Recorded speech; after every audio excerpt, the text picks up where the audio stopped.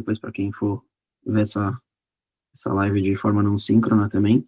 Mas queria agradecer a todos os presentes, agradecer em primeiro lugar a Meg, a Maria Eduarda Guerra, que é uma membro do nosso Clube do Livro, né? Do Clube do Livro Amapuru. E essa é a primeira iniciativa nossa de tentar começar a divulgar um pouco dos nossos trabalhos pessoais. Então, hoje a Maria Eduarda está trazendo um pouco do trabalho ou da dissertação de mestrado dela, que é intitulada Justiça Transicional e as Crianças Soldadas nos Conflitos Africanos, um estudo de 2 casos. E, em linhas gerais, essa é a pequena introdução que a gente vai fazer. Queria agora passar a palavra já para a Maria Eduarda e, bom, que você fique à vontade para começar a sua apresentação. Obrigadão aí. Bom, obrigada, Vinícius. Então, como foi dito, essa foi a minha dissertação de mestrado, denominada A Justiça Transicional e as Crianças Soldados nos Conflitos Africanos, um estudo de 2 casos. Passando um pouquinho sobre o que me motivou a escolher esse tema. Quando eu ainda estava na graduação, eu fazia parte de um grupo chamado Observatório de Conflitos Internacionais, na Unesp de Marília, e durante o ano de 2019 e de 2018 também, eu fui coordenadora do grupo da ONU, porque esse grupo de estudos, ele se subdivide em outros grupos que falam, né, sobre todos os continentes e também sobre a ONU. E em dezembro de 2019, eu publiquei, junto com os integrantes do meu grupo da ONU, uma série que nada mais é do que um grande artigo que se dedica a falar sobre um tema específico. E a nossa série era sobre a Agenda da ONU para as Crianças Soldado. Essa série ainda está disponível no site do OCI, né, na Unesp Marília. Até posso disponibilizar depois para vocês também. E a partir da produção dessa série, eu tive mais vontade de conhecer, de modo mais profundo, as nuances por trás do recrutamento infantil, passando pelas motivações, a atuação das crianças e os métodos que foram adotados para que essas crianças se tornassem ao convívio social. Em 2021, por causa da pandemia, né, o final da graduação foi um pouco adiado. Eu defendi a minha monografia, que era intitulada A Questão das Crianças Soldado na Libéria, sob a orientação do professor Dr. Sérgio Luiz Cruz Aguilar, na Unesp Marília. O professor Aguilar também foi professor no Dantas, eu não sei, eu imagino que ele continue no Dantas. E no 4º capítulo da minha monografia, eu discuti sobre a responsabilização das crianças soldados dentro do contexto do pós-guerra civis liberianas. E depois da defesa, nós publicamos um artigo na revista eletrônica Direito e Política, da Universidade do Vale do Itajaí, denominado Justiça, Responsabilização e Reconciliação, os casos das crianças soldados nos conflitos armados da Libéria, Serra Leoa e Uganda. 2 meses antes de eu defender a minha monografia, eu comecei o mestrado no Santiago Dantas, em São Paulo. E, originalmente, eu entrei no Dantas com um projeto chamado A Reintegração das Crianças Soldados na Libéria, os programas de DDRR, que é Desarmamento, Desmobilização, Reabilitação e Reintegração, e a Justiça Transicional. E eu queria aprofundar a discussão que eu iniciei nesse capítulo 4 da minha monografia. Só que depois de uma série de mudanças, eu acabei alterando o tema para Justiça Transicional e as Crianças Soldados nos Conflitos Africanos, um estudo de 2 casos, sob a orientação do professor doutor Daniel Damasio Borges, que também é professor de Direito na Unesp de Franca. Passando um pouquinho sobre a dissertação, já falando um pouco sobre a introdução. Historicamente, os países ocidentais se aproveitaram de preconceitos sobre a África e as diversas populações africanas para iniciar disputas entre essas populações, de modo a facilitar o processo de colonização. E essas diferenciações entre as populações continuaram mesmo depois da descolonização do continente, na década de 60, e da Guerra Fria, apesar da bipolaridade presente nesse último período ter mantido essas disputas em latência. Com o fim da Guerra Fria, muitos desses conflitos eclodiram entre governos, que na sua maioria eram ditatoriais, e grupos rebeldes que almejavam tomar o poder e alterar essa balança de poder de modo a favorecê-lo, assim como favorecer aos seus próprios grupos étnicos. E, nesse sentido, alguns fatores levaram as crianças a serem recrutadas pelos grupos armados, assim como a se unirem voluntariamente a esses grupos.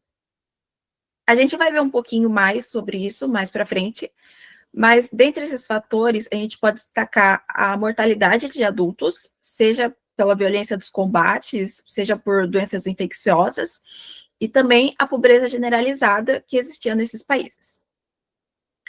E a definição que eu adotei neste trabalho não foi propriamente a de criança-soldado, mas sim a de crianças associadas às Forças Armadas ou a grupos armados, que é uma definição que foi proposta pelos Princípios de Paris, de 2007, e que se refere a qualquer pessoa com menos de 18 anos de idade que seja ou tenha sido recrutada ou usada por uma força armada ou grupo armado em qualquer capacidade, incluindo, mas não se limitando a crianças, meninos e meninas, usados como lutadores, cozinheiros, carregadores, mensageiros, espiões ou para fins sexuais. Não se referindo apenas a uma criança que está participando ou participou diretamente das hostilidades. Ou seja, não se referindo apenas às crianças que, de fato, pegaram em armas e lutaram. No meu trabalho, eu também uso bastante as 3 imagens desenvolvidas pela Miriam Denove. A Miriam Denove, ela escreveu um trabalho bastante extenso, sobre as crianças soldados em Serra Leoa. E ela usa essas 3 imagens para não só descrever as crianças soldados, mas também para descrever a forma como essas crianças são vistas aqui no Ocidente. A primeira imagem é das crianças soldados como perigosas e desordenadas, na qual elas seriam sociopatas conscientes das suas ações e desviantes da ideia natural de inocência e pureza infantil, que vale a pena ressaltar, é uma visão bastante ocidentalizada da infância. A segunda imagem é a de crianças soldados como vítimas infelizes, nas quais as crianças são merecedoras da nossa simpatia porque elas foram obrigadas pelos senhores da guerra para lutar. E essa imagem também se baseia nessa visão ocidentalizada da infância e é muito difundida pelas ONGs internacionais. E a terceira imagem é a das crianças soldados como heróis, que são aquelas crianças que conseguiram se redimir de seus passados com os grupos armados e reconstruíram as suas vidas. E aqui nessa última imagem, eu coloquei o exemplo do Ismael Beá, que foi uma criança soldado em Serra Leoa, que conseguiu se desmobilizar e se reintegrar à sociedade, e que hoje é um autor publicado, inclusive ele tem uma biografia chamada Muito Longe de Casa, Memórias de um Menino Soldado, que é muito boa, e a imagem dele, assim, exaustivamente utilizada principalmente pela ONU. A minha pergunta de pesquisa foi quais são as diferenças entre a atuação da justiça transicional na Libéria e em Serra Leoa. E eu trabalhei com a hipótese de que a proximidade entre os dois países e as semelhanças no modo como as crianças foram recrutadas influenciaram na decisão final das comissões da Verdade e Reconciliação sobre responsabilizá-las criminalmente ou não. Aqui eu vou falar agora um pouquinho sobre os históricos, dos conflitos nos dois países, e eu já queria adiantar que essa parte está bem resumida, até para a gente ter mais tempo de debate posteriormente. Começando pelo caso da Libéria, o país foi fundado em 1816 como um protetorado estadunidense, para o qual os ex-escravizados eram enviados de modo que o governo estadunidense não tinha de lidar com eles dentro do seu território. Existiam divisões étnicas entre os américo-liberianos, os homens livres das ilhas caribenhas, os congôis, que eram cidadãos reassentados involuntariamente, e os nativos liberianos. Esses últimos, por sua vez, se dividiam entre vários outros grupos étnicos. E essas divisões foram um pano de fundo para a eclosão da Primeira Guerra Civil, em 1989, que teve como estopim a invasão da Libéria pela Frente Patriótica Nacional da Libéria, liderada pelo Charles Gunkey Taylor. Em julho de 96, com o final, né, da Primeira Guerra, o Taylor foi eleito presidente.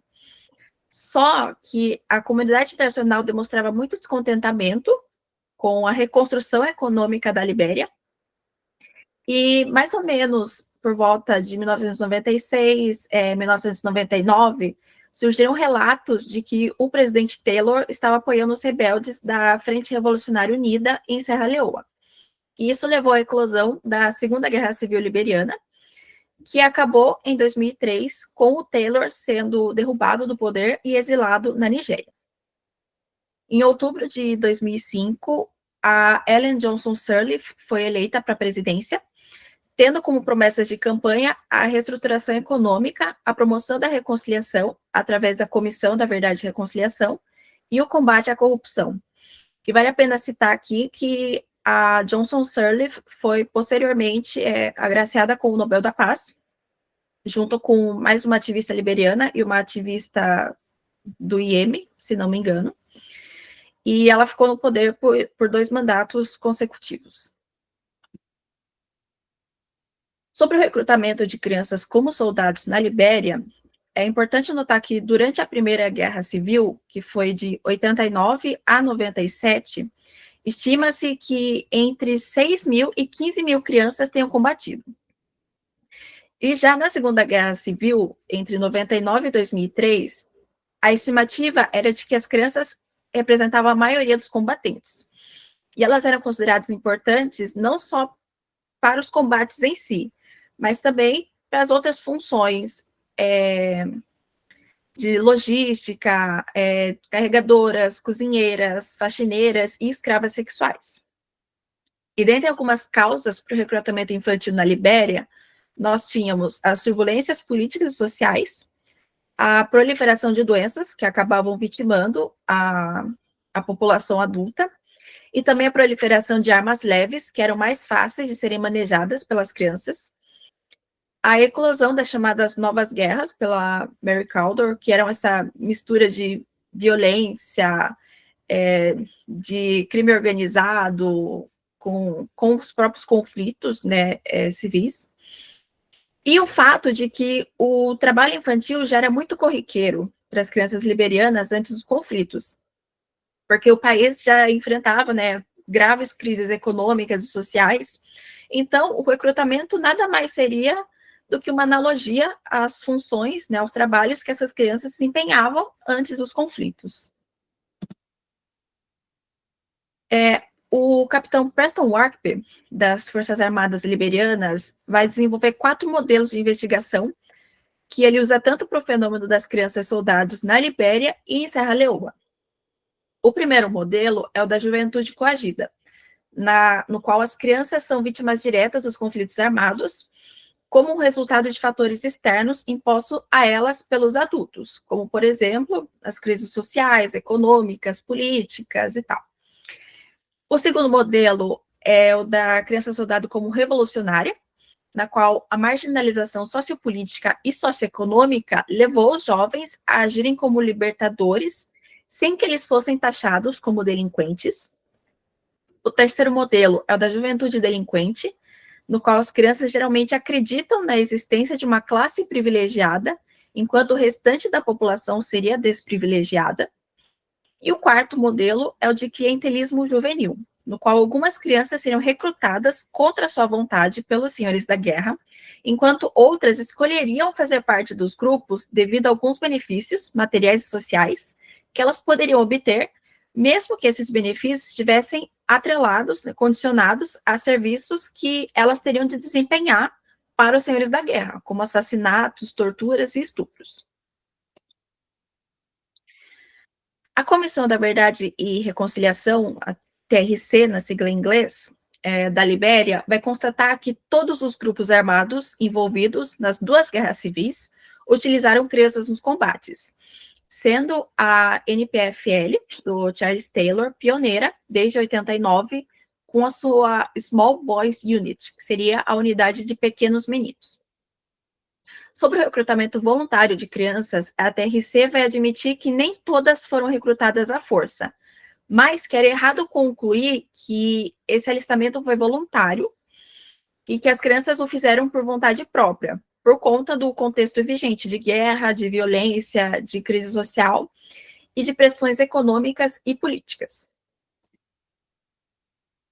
Sobre a reintegração das crianças soldados, no final da Primeira Guerra, em 97, por volta de 4.300 crianças vão aderir aos programas oficiais de DDRR, que significa desarmamento, desmobilização, reabilitação e reintegração, enquanto outras retornaram voluntariamente aos seus locais de origem, sem passarem por esse processo formal.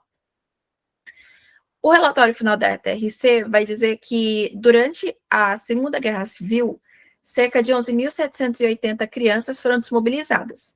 Só que existe uma estimativa de que esse número tenha sido muito maior, porque muitas crianças ficaram de fora dos programas por conta do medo de retaliação por parte de familiares e de comunidades, e também da necessidade de entrega de armas como uma condicionante para a desmobilização, o que por si só excluiria as crianças que serviram em outras funções.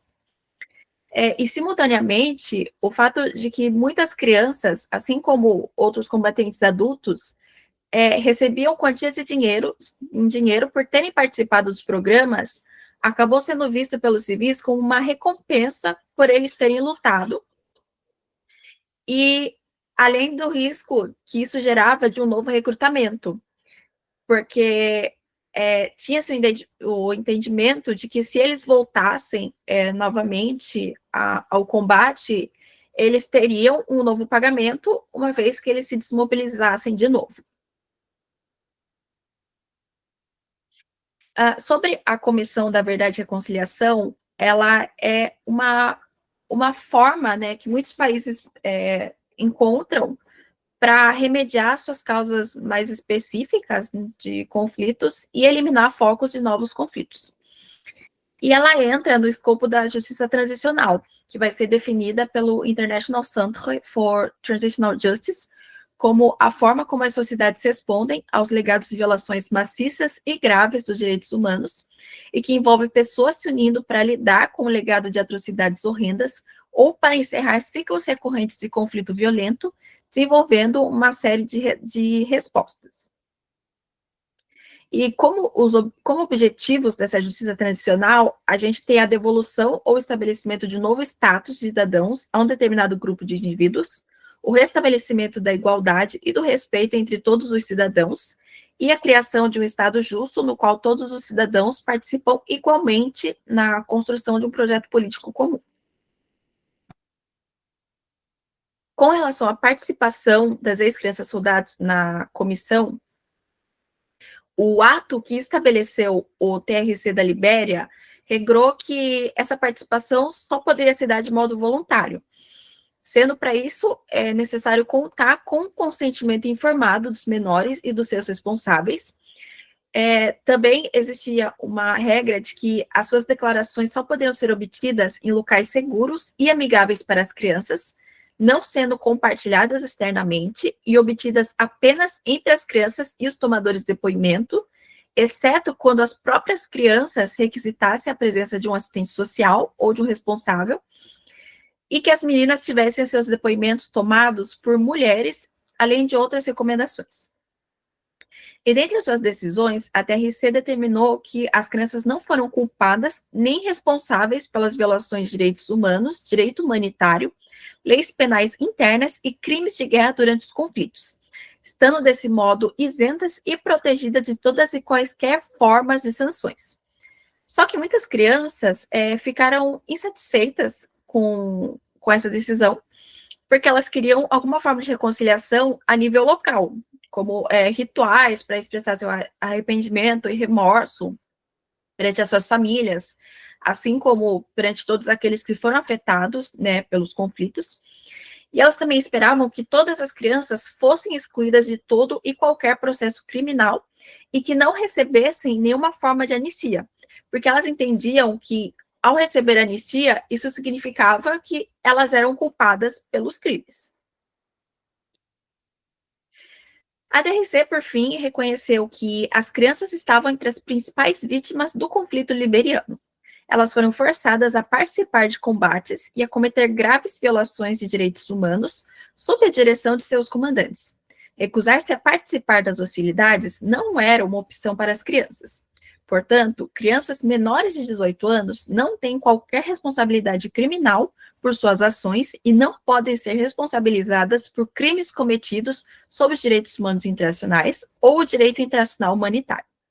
Uma vez que as crianças não são consideradas responsáveis por graves violações de direitos humanos e graves violações do direito humanitário, não pode haver anistia estendida às crianças.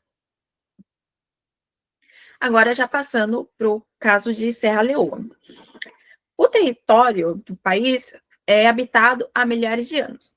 E em abril de 1787, foram estabelecidas várias sociedades de colonização e assentamentos, os quais já serviam para preparar o terreno para o início da colonização britânica em 1808. E os britânicos estabeleceram um sistema clientelista de governo que se dividia entre chefes e subchefes, que tinham permissão para explorar os seus súditos, e homens livres que eram eleitos por apenas 20 contribuintes, o que obviamente excluía a participação de pobres, de mulheres e dos jovens. Em abril de 1961, o país vai conquistar sua independência em relação ao domínio britânico, e esse período acabou inaugurando um momento de grande instabilidade e de autoritarismo político, que fomentou o surgimento da Frente Revolucionária Unida em 1991, que recrutou jovens e crianças do sexo masculino, e que também contava com comandos emprestados da NPFL do Charles Taylor, da Libéria. E depois de inúmeras idas e vindas nos combates, a Guerra Civil finalmente vai acabar em 2002, com a eleição do Ahmad Tejan Kabah para o seu segundo mandato como presidente do país. Apesar de originalmente a RUF não recrutar crianças, o fato dos combates terem se prolongado muito além do que era esperado, as péssimas condições de serviço, os baixos salários ou até mesmo a falta de um pagamento, a alta mortalidade e a brutalidade da guerra provocaram inúmeros atritos entre os combatentes adultos. Então, o recrutamento infantil acabou sendo uma válvula de escape e acabou se tornando uma das marcas registradas do grupo. Chegou a ter 80% dos seus combatentes entre as idades de 7 a 14 anos. O uso de crianças como soldados na Libéria também impactou fortemente o uso das crianças como soldados em Serra Leoa, porque muitos dos jovens veteranos das guerras civis liberianas atravessaram a fronteira para lutar com a RUF na Guerra Civil Serra-Leonesa, sob o patrocínio do Charles Taylor. E vice-versa. Do mesmo modo, muitas crianças que lutaram em Serra Leoa, posteriormente também lutaram na Libéria. E apesar de existirem relatos de crianças lutando nos anos de 1890 em Serra Leoa, a crescente militarização nos anos de 1990 e a generalização da insegurança no país levaram as crianças aos combates, refletindo a percepção existente na sociedade serra-leonesa de que as crianças não eram alheias a essa militarização.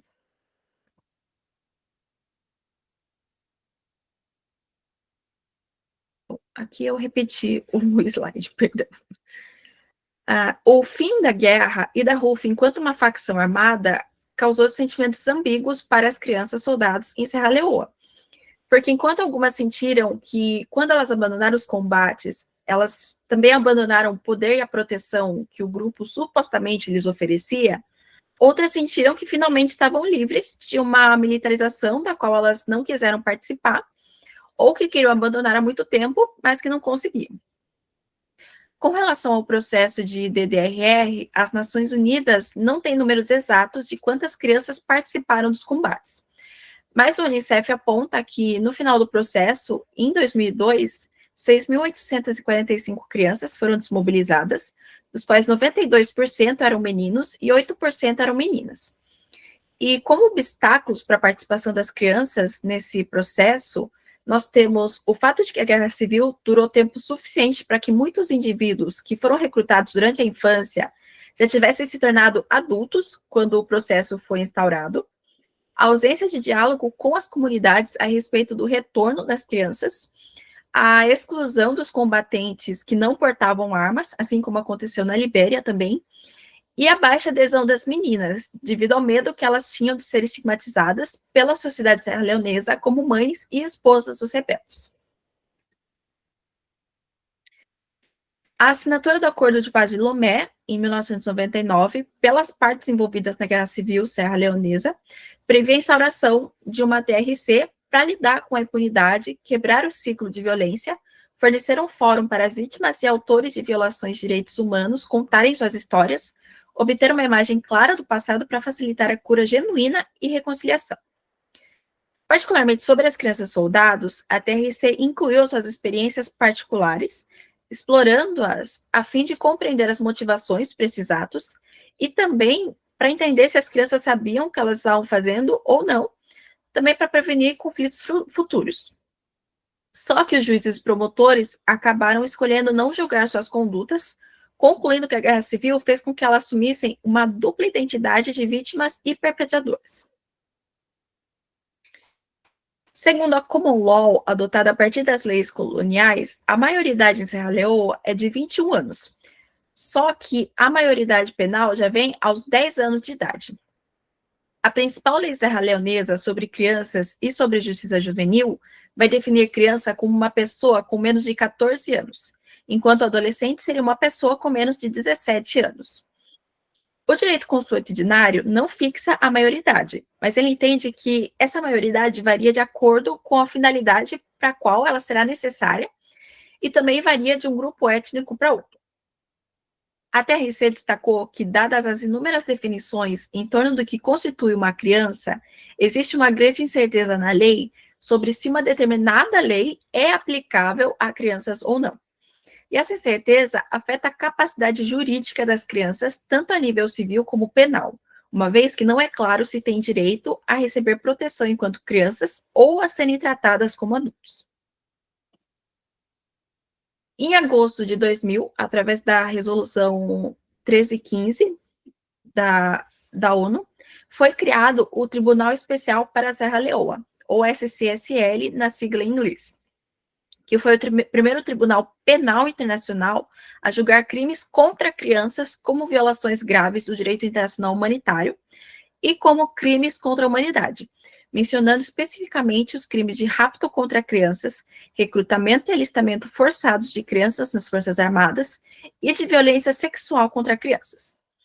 E apesar das crianças soldados também terem cometido inúmeras violações contra a população civil, o tribunal decidiu não processar indivíduos menores de 18 anos, focando em investigar os líderes, né, ou comandantes que ordenaram as atrocidades.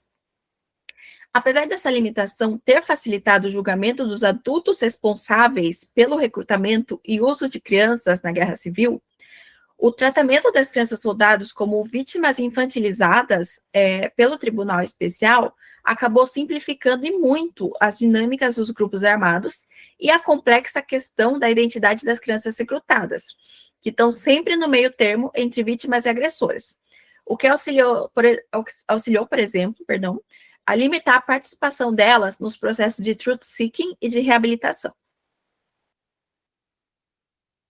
Agora, fazendo mais um paralelo entre os dois casos, a gente percebe que os desdobramentos da Guerra Civil Liberiana influenciaram diretamente em Serra Leoa, apesar da Libéria ter um histórico de longa independência em contraposição ao legado político colonialista serra-leonês.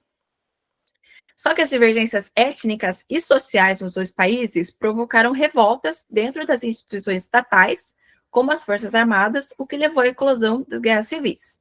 E a falha dessas instituições em proteger os seus cidadãos também acabou refletindo na decisão de recrutar crianças para os combates, assim como no fato de que muitas crianças se sentiram compelidas a se aliarem a grupos armados para defender a si mesmas, as suas famílias e as suas comunidades.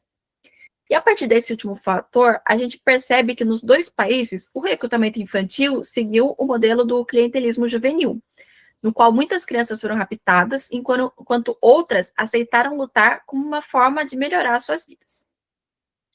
A falta de um olhar mais crítico para o recrutamento infantil, que considerasse o fato de as realidades das crianças na Libéria e em Serra Leoa serem permeadas pelo trabalho infantil, por conta da crise econômica e social que existia nesses países, foi também um outro obstáculo em ambos os casos. De modo que, na Libéria, as ex-crianças soldados demonstraram insatisfação com a forma como sua participação nos conflitos foi abordada pela Comissão da Verdade e Reconciliação, tendo em vista especialmente o fato delas terem sido anistiadas, o que implicava na assunção de culpa. E as crianças também relataram sentir falta de rituais tradicionais de purificação para que elas pudessem se reconciliar com as suas famílias, com as comunidades, assim como com os espíritos das suas vítimas. Porque muitas crianças relatavam ter pesadelos com os espíritos das suas vítimas, relataram até terem sido perseguidas por esses espíritos. Em Serra Leoa, houve a particularidade do Tribunal Especial, que, mediante o Estatuto de Roma, não tinha jurisdição para punir judicialmente pessoas menores de 15 anos no momento em que supostamente se cometeu o crime. Só que, diferentemente do que aconteceu na Libéria, em Serra Leoa, as crianças soldados puderam passar por rituais de purificação tradicionais, como banhos de cura, acariação com as comunidades, o que, segundo relatos, as ajudou a se sentirem curadas e aceitas novamente pelas suas comunidades. Partindo já para as considerações finais, a consideração da inculpação para crianças soldados passa pela compreensão das situações política e socioeconômica dos países, o impacto dos conflitos para as estruturas e as populações e as tradições socioculturais para as crianças. E apesar das comissões liberiana e serra-leonesa terem sido bem-sucedidas na incorporação das crianças e das suas experiências durante os conflitos, assim como os seus papéis na reconstrução nacional, elas não compreenderam por completo a atuação dessas crianças enquanto perpetradoras. Outro ponto é que a maioria dos documentos internacionais vão estipular a idade mínima de 18 anos para o recrutamento das Forças Armadas. Só que existem divergências por conta de estudos que compreendem a infância como uma construção social que se molda conforme a sociedade, a cultura e o próprio indivíduo, o que dessa forma impossibilita a existência de um entendimento universal sobre o que é a infância. Partindo da visão ocidental da infância, que até hoje predomina, a criança é um ser indefeso que deve ser protegido pelos adultos. Então, o recrutamento infantil é uma transgressão desses valores.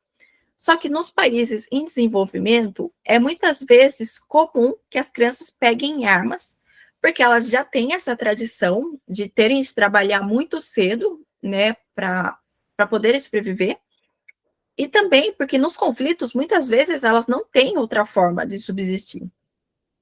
Então, as crianças soldados, elas não podem viver nessa dualidade entre vítimas e perpetradoras, nem à mercê desses documentos internacionais que vão desconsiderar suas experiências em prol de uma paz destinada à proteção somente das crianças no Ocidente. Por isso, eu concluí que é necessário refletir as situações vividas por todas as crianças, meninos e meninas, ao redor do mundo, dentro dos documentos internacionais, e também promover uma escuta ativa das crianças recrutadas para suscitar medidas de inculpação mais adequadas aos seus desejos para os seus próprios futuros e também para a reconstrução dos seus países.